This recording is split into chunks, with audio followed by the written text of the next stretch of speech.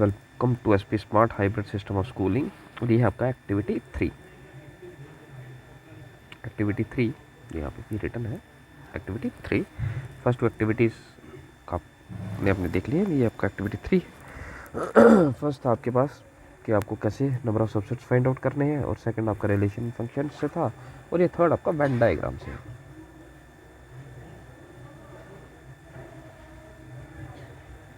ठीक है, तो वेन डायग्राम का बेसिक आपने थ्योरी में किया हुआ है कि जो यूनिवर्सल सेट है उसको आप यू से रिप्रेजेंट करते हैं। यूनिवर्सल सेट को universal set is represented by rectangle. Rectangle से रिप्रेजेंट किया जाता है और उसको कैपिटल यू के साथ रिप्रेजेंट किया जाता है। ठीक है, और जब आप सबसेट्स होते हैं रिप्रेजेंटेड बाय सर्कल्स। ठीक है, वैसे यहाँ पे भी है। चलिए, to represent the theoretic operation using Venn diagram. तो अब आपके पास जो थ्योरी पार्ट है उसको वेन डायग्राम से रिप्रेजेंट करेंगे।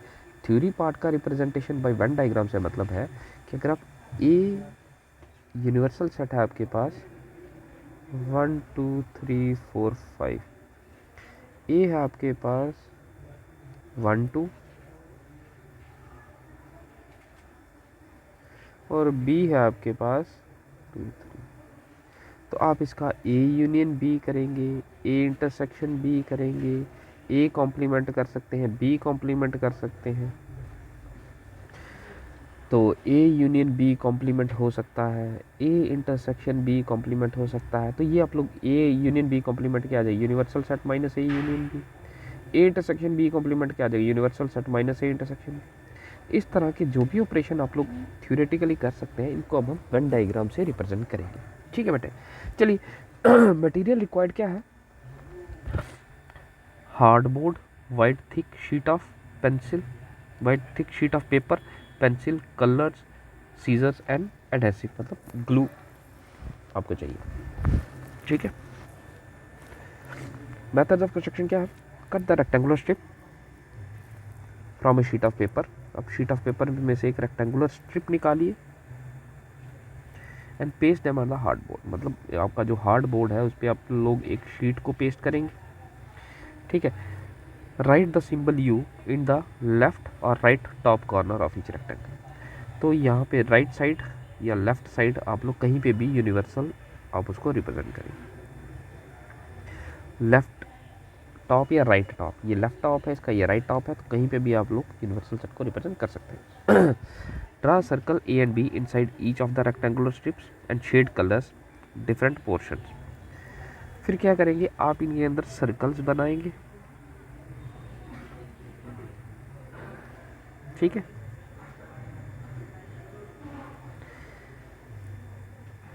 और इनके डिफरेंट पोर्शंस को शेड करेंगे। जैसे यहाँ पे हम लोग इस पूरे पोर्शन को शेड कर लेते हैं, यहाँ पे हम सिर्फ इस पोर्शन को शेड करते हैं। ठीक है,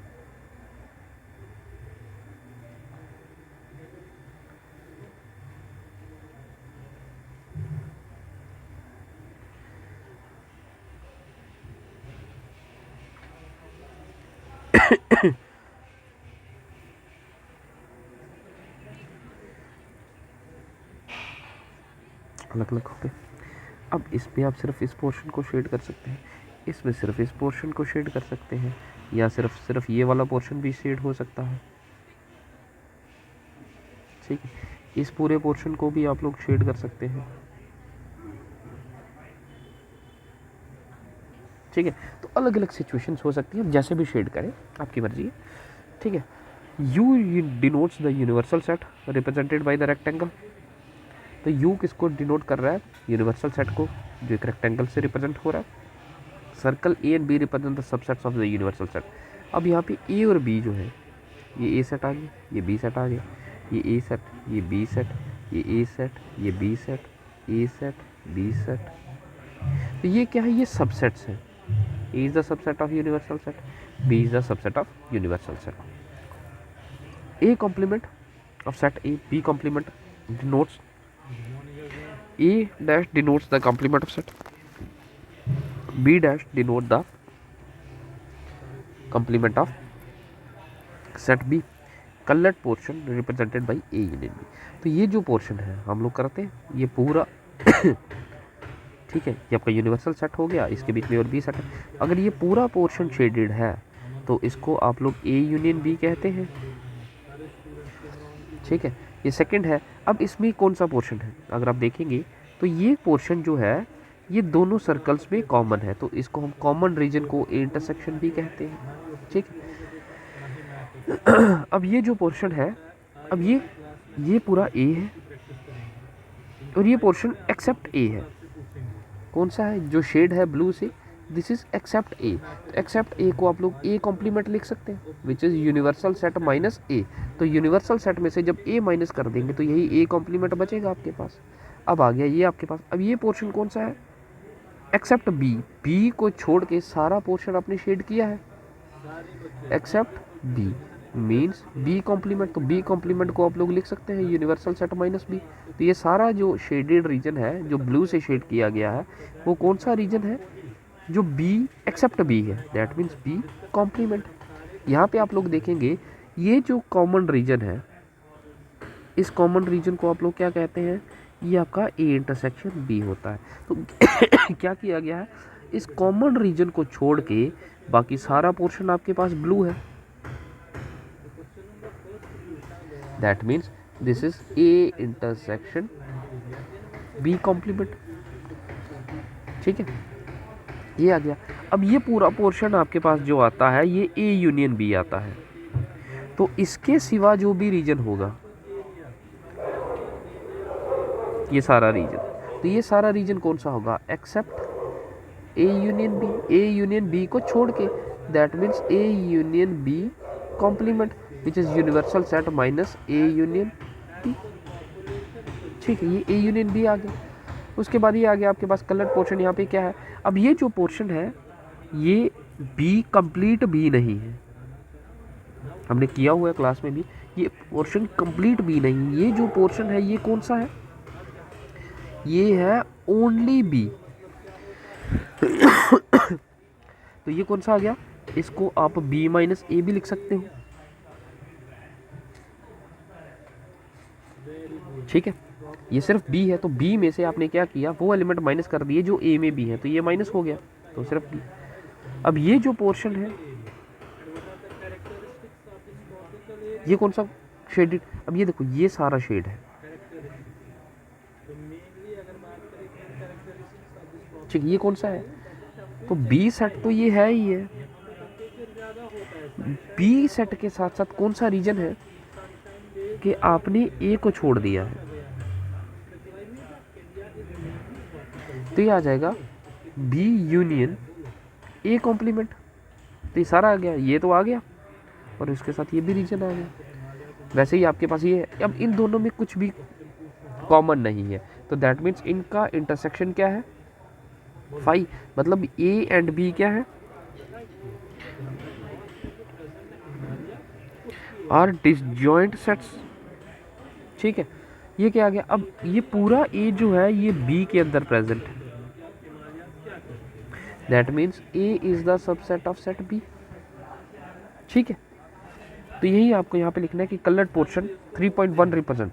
तो 3.1 जो है यहाँ पे 3.1 ये क्या रिप्रेजेंट कर रहा है, तो ये ए यूनियन बी रिप्रेजेंट कर रहा है। तो ये आप यहाँ पे फिल करते हैं, the colour portion 3.1 represent A union B. The coloured portion of 3.2 represent, 3.2 किसको रिप्रेजेंट कर रहा है, तो 3.2 आप यहाँ जाके देख लेंगे। तो 3.2 किसको रिप्रेजेंट कर रहा है, ए इंटरसेक्शन बी को। तो यहाँ पे फिलअप कर देंगे। वैसे ही ये सारी जो अपने 3.10 तक है, जैसे कि 3.10 रिप्रेजेंट, 3.10 क्या रिप्रेजेंट कर रहा है कि सेट ए जो है वो बी का सबसेट है, तो set A is the subset of set B. ठीक है, यही आपको लिखना है। तो ये आप क्या आ गया, एप्लीकेशन क्या आ गया, set theoretical representation of Venn diagram used in logic and mathematics. तो ये लॉजिकल रीजनिंग में भी आपका वेन डायग्राम जो है बच्चे, ये आपका लॉजिकल रीजनिंग में भी इस्तेमाल होगा। अब जब आगे आप कॉम्पिटिटिव के लिए प्रिपेयर करेंगे, रीजनिंग में एक कुछ ऐसा आता है, ऑल ए आर बी, सभी ए क्या है, बी है, that means all A are B, that means A is the subset of B, some A are B, some A are B, कुछ ए जो है वो बी है, मतलब उन दोनों में कुछ कॉमन है। No A are B, no A are, कोई भी ए बी नहीं है, मतलब ए और बी में सम ए आर बी, तो यहाँ सम ए जो है वो बी है। इसको आप ये भी लिख सकते हो सम बी आर ए, लिखा जा सकता है, कोई प्रॉब्लम नहीं है। अब यहाँ पे है नो ए आर बी, कोई भी ए जो है वो बी नहीं है, मतलब इनमें कुछ भी कॉमन नहीं है, मतलब ए इंटरसेक्शन बी किसके इक्वल है, फाई के है। तो ये इस तरह से कुछ लॉजिकल रीजनिंग है। जब आप कॉम्पिटिटिव के लिए प्रिपेयर करोगे तो वेन डायग्राम वहाँ पे बड़ा ही अच्छा रोल प्ले करता है।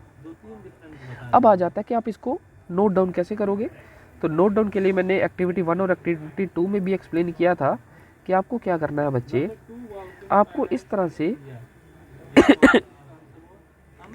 आपका जो असाइनमेंट आप लोग बनाते हैं कि आपके पास एक ब्लैंक शीट होता है बच्चे और एक वाइट शीट होता है, ऐसे ही है, एक लाइनिंग शीट होता है और एक वाइट शीट होता है, ठीक है।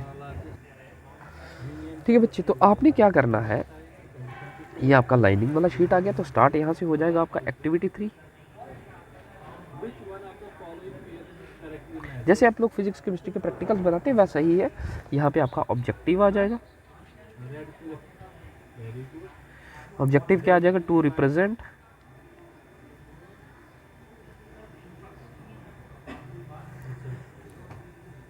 सेट theoretic operations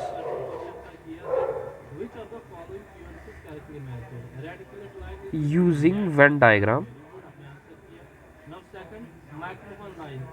ठीक है। उसके बाद आ जाएगा आपका मटेरियल रिक्वायर्ड,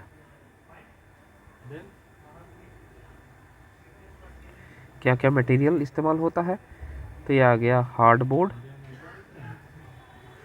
ठीक है, white thick sheet of paper, तो जो भी आपके मटेरियल रिक्वायर्ड होगा। उसके बाद मेथड ऑफ कंस्ट्रक्शन आ गया,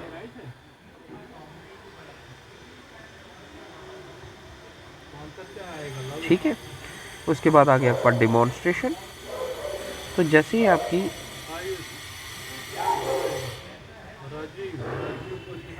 ठीक है, उसके बाद आ जाएगा आपका डिमॉन्स्ट्रेशन में जो भी एक्टिविटी है, तो यहाँ पे आप लोग लिखेंगे 1 2 3 4 जो भी है, तो एक्टिविटीज़ आपकी यहाँ पे बन जाएंगी। जैसे वो 3 था 3.1 फिगर, तो ये आपका यूनिवर्सल सेट है, ये आपका ए एंड बी सेट है, तो यहाँ पे आप लोग शेड कर लीजिए, तो ये रिप्रेजेंट कर रहा है ए यूनियन बी को। फिर आप लोग यहाँ पे एक और फिगर बना लीजिए, जैसे यूनिवर्सल सेट, ये आपका ए और बी आ गया, और यहाँ पे शेडेड रीजन ये बना लीजिए, और ये रिप्रेजेंट करता है ए इंटरसेक्शन बी को, और ये फिगर है आपकी 3.2। तो मेरा कहने का मतलब है कि जो फिगर्स आ जाएंगे वो आपके यहाँ ये जो वाइट शीट है इस पे आ जाएंगे, और बाकी जो भी आप लोग लिखेंगे वो यहाँ पे लाइनिंग वाली शीट पे आप लोग लिखते जाएंगे। डिमॉन्स्ट्रेशन के बाद आ जाएगा आपके पास ऑब्जर्वेशन, जो आप लोग हर बार प्रैक्टिकल्स में करते हैं, ठीक है। और ये आपका एप्लीकेशन आ जाएगा। एप्लीकेशन में मैंने आपको करवाया कि लॉजिकल रीजनिंग में बहुत इस्तेमाल होता है। जब भी आप लोग अभी कॉम्पिटिटिव के लिए प्रिपेयर करेंगे तो रीजनिंग में लॉजिकल रीजनिंग ये बहुत इस्तेमाल आता है, ठीक है। तो वेन डायग्राम बहुत इस्तेमाल होता है। तो चलिए आज के लिए इतना रखते हैं, इसको प्रिपेयर कीजिए। वेन डायग्राम बहुत इंपॉर्टेंट है। आप कहोगे कि वेन डायग्राम आप स्किप करेंगे तो वो नहीं चलेगा, ठीक है। वेन डायग्राम आगे तक आपके साथ चलेगा ये, तो ये बहुत इंपॉर्टेंट है सेट्स। तो इसको प्रैक्टिस कीजिए अच्छे से और वेन डायग्राम को अच्छे से समझिए। तो अगर कोई डाउट रहता है किसी स्टूडेंट को, हम क्लासरूम में इसको डिस्कस कर सकते हैं। चलो आज के लिए इतना रखते हैं। Thank you for the class.